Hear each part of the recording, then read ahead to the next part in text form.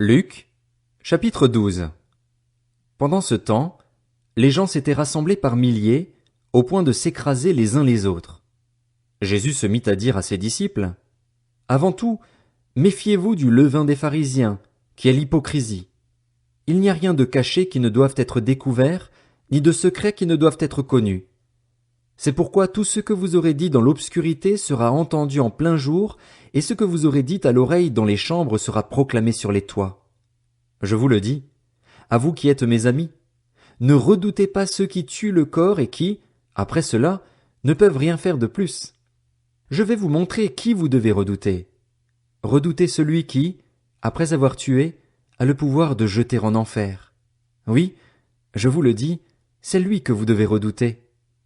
Ne vend-on pas 5 moineaux pour 2 petites pièces? Cependant, aucun d'eux n'est oublié devant Dieu. Même vos cheveux sont tous comptés. N'ayez donc pas peur.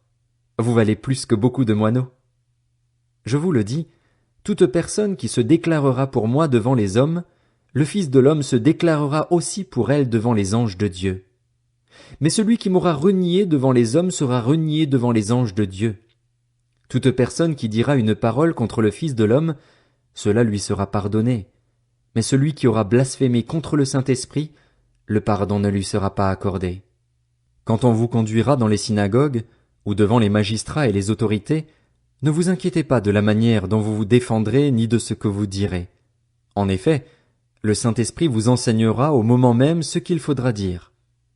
Du milieu de la foule, quelqu'un dit à Jésus, « Maître, dis à mon frère de partager notre héritage avec moi. » Jésus lui répondit, « Qui m'a établi pour être votre juge ou pour faire vos partages? » Puis il leur dit, « Gardez-vous avec soin de toute soif de posséder, car la vie d'un homme ne dépend pas de ses biens, même s'il est dans l'abondance. » Il leur dit cette parabole.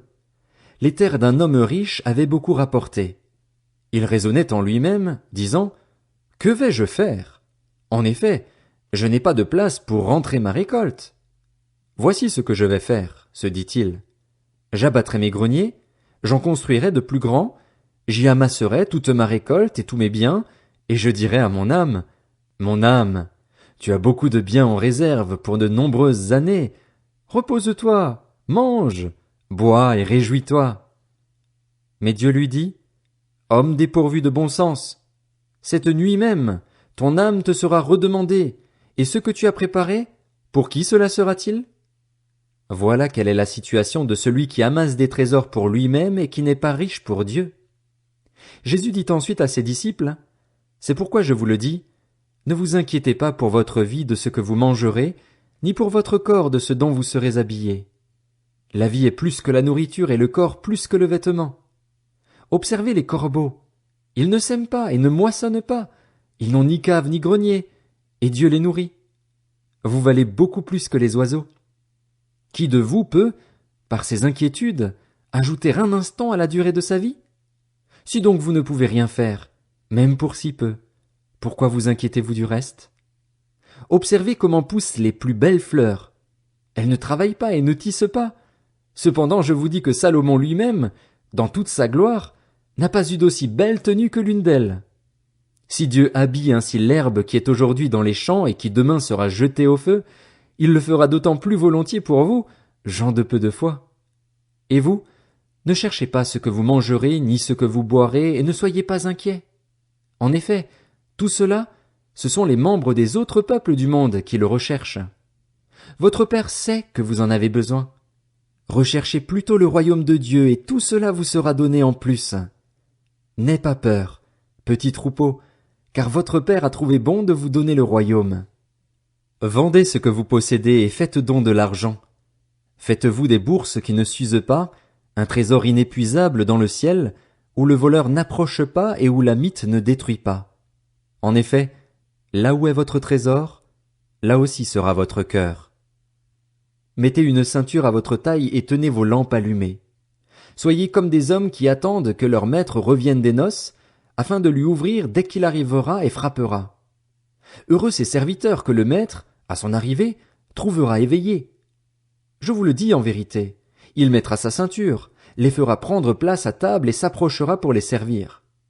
Qu'il arrive au milieu ou vers la fin de la nuit, Heureux sont ses serviteurs, s'il les trouve éveillés.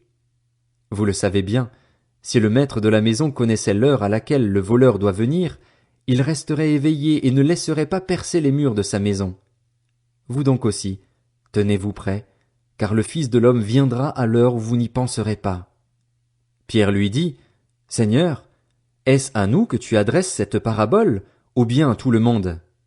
Le Seigneur dit, Quel est donc l'intendant fidèle et prudent que le maître établira responsable de ses employés pour leur donner la nourriture au moment voulu? Heureux le serviteur que son maître, à son arrivée, trouvera occupé à son travail. Je vous le dis en vérité, il l'établira responsable de tous ses biens. Mais si ce serviteur se dit en lui-même, Mon maître tarde à venir, s'il se met à battre les autres serviteurs et servantes, à manger, à boire et à s'enivrer, alors le maître de ce serviteur viendra le jour où il ne s'y attend pas et à l'heure qu'il ne connaît pas. Il le punira sévèrement et lui fera partager le sort des infidèles. Le serviteur qui a connu la volonté de son maître mais qui n'a rien préparé ni fait pour s'y conformer sera battu d'un grand nombre de coups.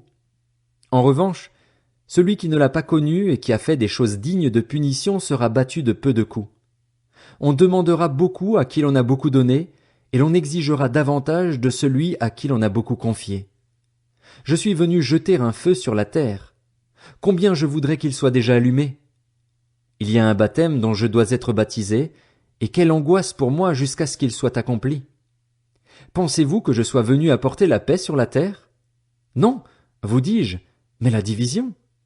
En effet, désormais, s'il y a 5 personnes dans une famille, elles seront divisées, 3 contre 2 et 2 contre 3, le père contre le fils et le fils contre le père, la mère contre la fille et la fille contre la mère, la belle-mère contre la belle-fille et la belle-fille contre la belle-mère.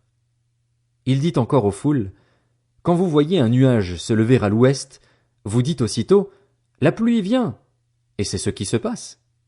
Quand vous voyez souffler le vent du sud, vous dites, Il fera chaud, et c'est ce qui arrive. Hypocrite, vous savez reconnaître l'aspect de la terre et du ciel. Comment se fait-il que vous ne reconnaissiez pas ce temps-ci? Et pourquoi ne discernez-vous pas par vous-même ce qui est juste?